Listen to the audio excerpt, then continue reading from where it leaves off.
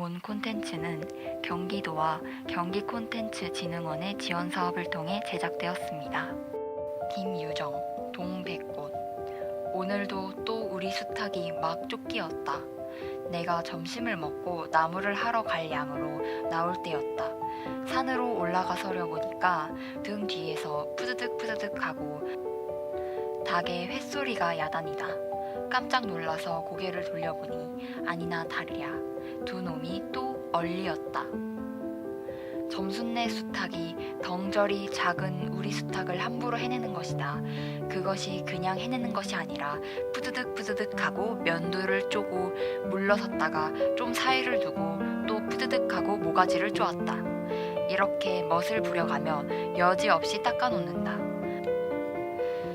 그러면 이 못생긴 것은 쪼일 적마다 주둥이로 땅을 받으며 그 비명이 킥킥 할 뿐이다. 물론 미처 아물지도 않은 면도를 또 쪼이어 붉은 선율은 뚝뚝 떨어진다. 이걸 가만히 내려다보자 보니 내 대강이 터져서 피가 흐르는 것 같이 두 눈에서 불이 번쩍 난다. 대뜸지게 막대기를 메고 달려들어 점순내 닭을 후려칠까 하다가 생각을 고쳐먹고 헛매질로만 떼어 넣었다. 이번에도 점순이가 쌈을 붙여놨을 것이다. 바짝바짝 내 길을 올리느라고 그랬음에 틀림이 없을 것이다. 고놈 계집애가 요새로 들어서서 왜 나를 못 먹겠다고 그렇게 아르렁거리는지 모른다. 나흘 전 감자 조각만 하더라도 나는 저에게도 조금도 잘못한 것이 없다. 계집애가 나무를 캐러 가면 캐러 갔지 남의 울타리 엉는데 생이질을 하는 것은 뭐다냐. 그것도 발소리를 죽여가지고 등 뒤로 살며시 와서 얘 너 혼자만 일하니? 하고 긴치 않은 수작을 하는 것이다. 어제까지도 저와 나는 이야기도 잘 하지 않았고 서로 만나본 적도 본체 만척도 하고 이렇게 점잖게 지내는 터이련만 오늘로 갑작스럽게 대견해졌음은 웬일인가. 황차 망아지만한 계집애가 남 일하는 놈 보고 그럼 혼자 하지 때로 하디? 내가 이렇게 배 앓는 소리를 하니까 너 일하기 좋니? 또는 한 여름이나 되거든 하지 벌써 울타리를 하니? 잔소리를 두루 늘어놓다가 남이 들을까봐 손으로 입을 틀어막고서는 그 속에서 깔깔댄다. 별로 웃을 것도 없는데 날씨가 풀리더니 이놈의 계집애가 미쳤나 하고 의심을 하였다. 게다가 조금 뒤에서는 제 집게를 할금할금 돌아보더니 행주치마 속으로 꼈던 바른 손을 뽑아서 턱 밑으로 불쑥불쑥 내미는 것이다. 언제 구웠는지는 몰라도 더운 김에 회 끼치는 굵은 감자 3개가 손에 푸듯이 지었다. 너 집엔 이거 없지? 하고 생색내는 큰 소리 하고는 제가 준 것을 남이 알면 큰일 났테니 여기서 얼른 먹어버리련다. 그리고 또 하는 소리가 너 봄 감자가 맛있단다. 난 감자 안 먹는다. 너나 먹어라.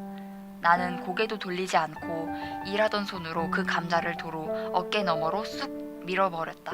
그랬더니 그래도 가는 기색이 없고 뿐만 아니라 새끈새끈하고 심상치 않게 숨소리가 점점 거칠어진다. 이건 또 뭐야 싶어서 그때서야 비로소 돌아보니 나는 참으로 놀랐다. 우리가 이 동리에 들어온 것은 근 3년이 되어 오지만 여태껏 그 까무잡잡한 점순이의 얼굴이 이렇게까지 홍당무처럼 빨개진 법이 없었다. 게다 눈에 독을 올리고 한참 나를 쏘아보더니 나중에는 눈물까지 어리는 것이 아니냐. 그리고 바구니를 다시 집어들더니 이를 악물고 엎어질 듯이 자빠질 듯이 논뚝으로 휑하게 달아나는 것이었다. 어찌다 동리 어른이 너 얼른 시집 가야지 하고 웃으면 열며 마셔요. 갈 때면 어련히 갈라고 이렇게 천연스럽게 받는 점순이었다.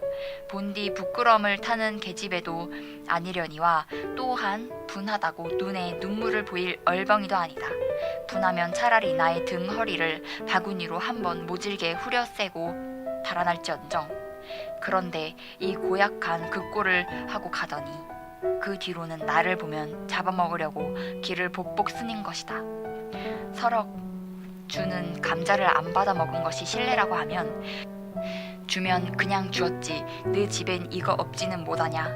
그렇지 않아도 저희는 마름이고 우리는 그 손에서 배째 얻은 땅을 부침으로 일상굽신거린다. 우리가 이 마을에 처음 들어와 집이 없어서 곤란으로 지낼 때 제 집터를 빌리고 그 위에 집을 짓도록 점순네의 호의였다. 그리고 우리 어머니, 아버지도 농사 때 양식이 달리면 점순네한테 가서 부지런히 구워다 먹으면서 인품 그런 집은 다시 없으리라곤 침이 마르도록 칭찬을 하곤 하는 것이다. 그러면서도 17씩이나 된 것을 수군수군하고 붙어다니면 동리에서 소문이 사납다고 주의를 시켜준 것도 우리 어머니였다. 왜냐하면 내가 점순이하고 일을 저질렀다가는 점순내가 노할 것이고 그러면 우리는 땅도 떨어지고 집도 내쫓기고 하지 않으면 안 되는 까닭이었다. 그런데 이놈의 계집애가 까닭없이 길을 복복 쓰며 나를 말려 죽이려고 하는 것이다. 눈물을 흘리고 간 다음날 저녁 나절이었다. 나무를 한 짐 잔뜩 지고 산을 내려오려니까 어디서 닭이 죽는 소리를 친다. 이거 네 집 잡을 닭을 잡나 하고 점순네 울 뒤로 돌아오다가 나는 고만 두 눈이 둥그레졌다. 점순이가 저희 집 봉당에 홀로 걸터 앉아 있었는데 이게 치마 앞에다 우리 씨암닭을 꼭 붙들고서는 이놈의 닭 죽어라 죽어라 요렇게 안방스럽게 패주는 것이 아닌가. 그것도 대가리나 치면 모른다마는 아주 알도 못 낳으라고 그 볼기짝패를 주먹으로 콕콕 쥐어박는 것이다. 나는 눈에 쌍심지가 오르고 사지가 부르르 떨렸으나 사방을 한번 뒤돌아보고서 그제서야 점순네 집에 아무도 없음을 알았다. 잡은 참 지게 막대기를 들어 울타리에 중턱을 후려치며 이놈의 계집애 남의 닭 알을 못 낳으라고 그러니? 하고 소리를 빽 질렀다. 그러나 점순이는 조금도 놀라는 기색이 없었고 그대로 의젓이 앉아서 제 닭을 가지고 하듯이 또 죽어라 죽어라 하고 패는 것이었다. 이것을 보면 내가 산에서 내려올 때를 겨냥해가지고 미리 닭을 잡아 가지고 있다가 너 보란 듯이 내 앞에서 저 지르고 있음이 분명하다. 그러나 나는 그렇다고 남의 집에 뛰어들어가 계집애하고 싸울 수도 없는 노릇이고 형편이 썩 불리함을 알았다. 그래 닭이 맞을 적마다 지게 막대기 울타리로 하나 후려칠 수밖에 별리가 없었다. 왜냐하면 울타리를 치면 칠수록 울섭이 물러앉으며 뼈대만 남기 때문이다. 하나 아무리 생각하여도 나만 믿지는 노릇이다. 야 이년아, 남의 닭 아주 죽일 터이냐? 내가 도끼 눈을 하고 다시 꽥 호령하니까 그제서야 울타리깨로 쪼르르 오더니 울 밖에 섰는 나의 머리를 겨누고 닭을 내삥 깨친다. 에이 더럽다 더럽다. 더러운 걸 널더러 이때 끼고 있으랬니? 망할 계집년 같으니. 하고 나도 더럽단 듯이 울타리깨를 핑하니 돌아내리며 약이 오를 대로 다 올랐다라고 하는 것은 암탉이 풍기는 서슬에 나의 이마빼기에다가 물지동 찍 갈겼는데 그걸 본다면 알집만 터졌을 뿐 아니라 골병이 든 것은 단단했다. 그리고 나의 등 뒤를 향하여 나에게만 들릴 듯이 이 바보 녀석아, 얘 너 바보지? 그만둬 좋으련만. 얘 너 네 아버지가 고자라지? 뭐 울 아버지가 그래 고자야? 할 양으로 얼병 거지가 나서 고개를 획 돌려 바라봤더니 그때까지 울타리 위로 나와 있어야 할 점순이의 대가리가 어디 갔는지 보이질 않는다. 그러다 돌아서서 오자면 아까 한 욕을 울 밖으로 또 퍼붓는 것이다.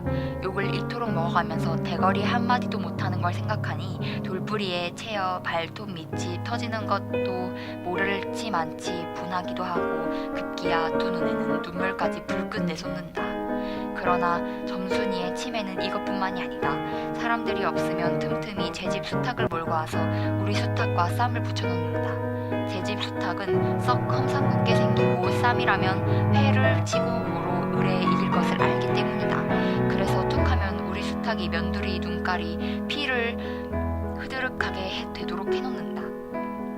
어떤 때는 우리 수탉이 나오지 않으리 요놈의 계집애가 모이를 쥐고 와서 꿰어내다가 쌈을 붙인다.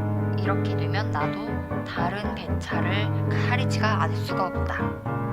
그리고 먹고 금세는 용도 못 쓸 터이니 얼마 기운이 들도록 회 속에다가 가두었다. 밭에는 두엄을 두어 짐을 전해고 실참에는 그 닭을 안고 밖으로 나갔다. 나는 점순내 수탉이 노는 밭으로 가서 닭을 내려놓고 가만히 맥을 보았다. 두 닭은 여전히 얼리어 쌈을 하는데 처음에는 아무 보람이 없다. 멋지게 쪼는 바람에 우리 닭은 또 한번 피를 흘리고 그러면서도 날개 죽지만 푸드덕하고 올라뛰고 뛰고 할 뿐이고 제법 한 번 쪼아보지도 못한다. 그러나 한 번은 어쩐 일인지 용을 쓰고 벌쩍 뛰더니 발톱으로 눈을 하비고 내려오며 면두를 쪼았다. 큰 닭도 여기에는 놀랐는지 뒤로 멀심하며 물러났다.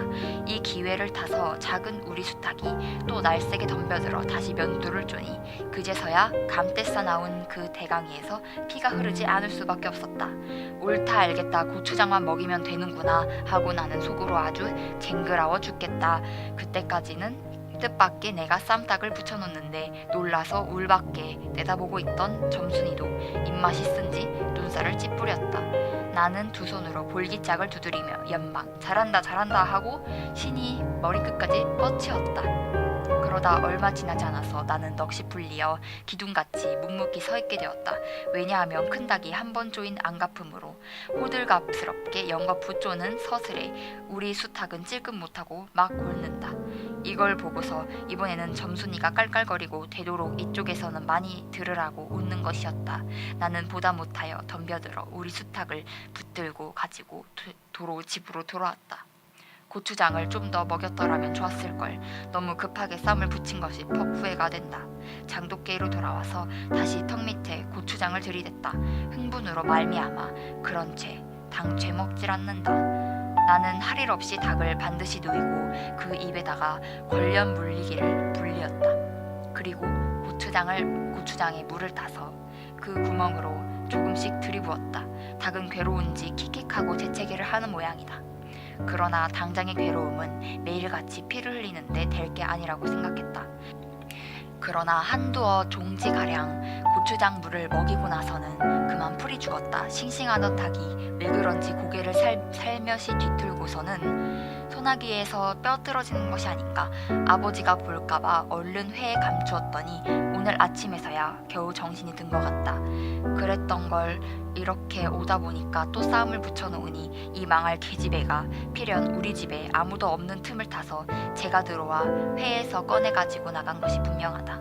나는 다시 닭을 잡아다가 가두고 염려는 스러우나 그렇다고 산으로 나무를 하러 가지 않을 수가 없는 형편이었다. 소나무 삭정이를 하면서 가만 생각해보니 암만 해도 고년의 목쟁이를 돌려놓을까 싶었다. 이번에는 내려가서 망할년 등줄기를 한번 후되게 후려치겠다고 생각하고 싱건벙둥 나무를 지고 불이 나게 내려왔다. 거지반 집에 다 내려와서는 나는 호들끼는 소리를 듣고 발이 딱 얹혀놓다. 산슬기에 널려있는 굵은 바위 돌틈에서 노란 동백꽃이 소도록하니 깔렸다. 그 틈에서 끼어서 점순이가 청승맞기실이 호득이 불고 있는 것이다. 그보다도 놀란 것은 그 앞에서 또 푸드득 하는 닭의 횟소리다. 필연이 요년이 나의 약을 올리느라고 또 닭을 집어다가 길목에서 쌈을 시켜놓고는 지는 그 앞에서 천연스럽게 호두기를 불고 있음을 틀림없이 없으리라 생각했다. 나는 약이 오를 대로 올라서 두 눈에 불과 함께 눈물이 퍽 쏟아졌다. 나무지게도 벗어 돌리고 놀 새 없이 그대로 뇌동댕이 치고는 막대기를 지고 허둥지둥 달려들었다. 그러고 와보니 나의 짐작대로 우리 수탉이 피를 흘리고 거의 빈사지경에 치르렀다. 닭도 닭이려니와 그럼에도 불구하지 않고 눈 하나 깜짝 없이 그대로 앉아있는 호두기만 부는 그 꼴을 보자니 더욱 치가 떨린다. 동리에서도 소문이 났거니와 나도 한때는 격실히 일 잘하고 얼굴 예쁜 계집애인 줄 알았더니 시방 보니까 그 눈깔이 꼭 여우 새끼다. 나는 대뜸 달려가서 나도 모르는 새에 큰 수탉 단대를 때려 엎었다. 닭은 푹 엎어진 채 다리 하나 꼼짝도 못하고 그대로 죽어버렸다. 그리고 나는 멍하니 섰다가 점순이가 매섭게 눈을 훅 뜨고 닥치는 바람에 뒤로 벌렁 나자 빠져버렸다. 이놈아 너 왜 남의 닭을 때려 죽이니? 그럼 어때? 하고 뭐 일어서다가 뭐 이 자식아 누집 닭인데 하고 복장을 떠미는 바람에 다시 벌렁 자빠졌다. 그리고 나서 가만히 생각하니 분하기도 하고 무안스럽기도 하고 또 한편 일을 저질렀으니 인제 땅이 떨어질까 싶고 집에서도 내쫓겨야 할지도 모른다. 나는 비슬비슬 일어나며 소매자락으로 눈을 가리고 얼김에 엉 하고 울음을 놓았다. 그러다 점순이가 앞으로 다가와서 그럼 너 이 다음부터는 안 그럴 테냐? 하고 물을 때야 비로소 살 길을 찾은 듯 싶었다. 나는 눈물을 우선 씻고 뭘 안 그러는지 명색도 모르지만 그래 하고 무턱대고 대답을 했다. 요 다음에 또 그래봐. 내 자주 못살게 굴 테니. 그래 인젠 안 그럴 테야. 닭이 죽은 건 염려 마라. 내 안 잃을 테니. 그리고 못에 떠다 밀렸는지 나의 어깨에 짚은 채 그대로 퍽 쓰러진다. 그 바람에 나의 몸뚱이도 겹쳐서 쓰러지며 한창 피어 퍼트러진 노란 동백꽃 속에 파묻혀버렸다.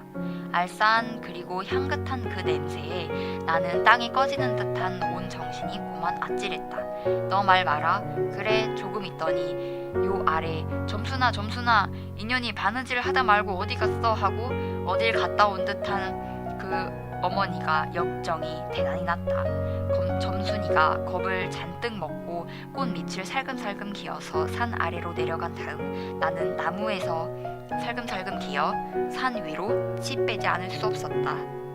출적 조광칠. 본 콘텐츠는 경기도와 경기콘텐츠진흥원의 지원 사업을 통해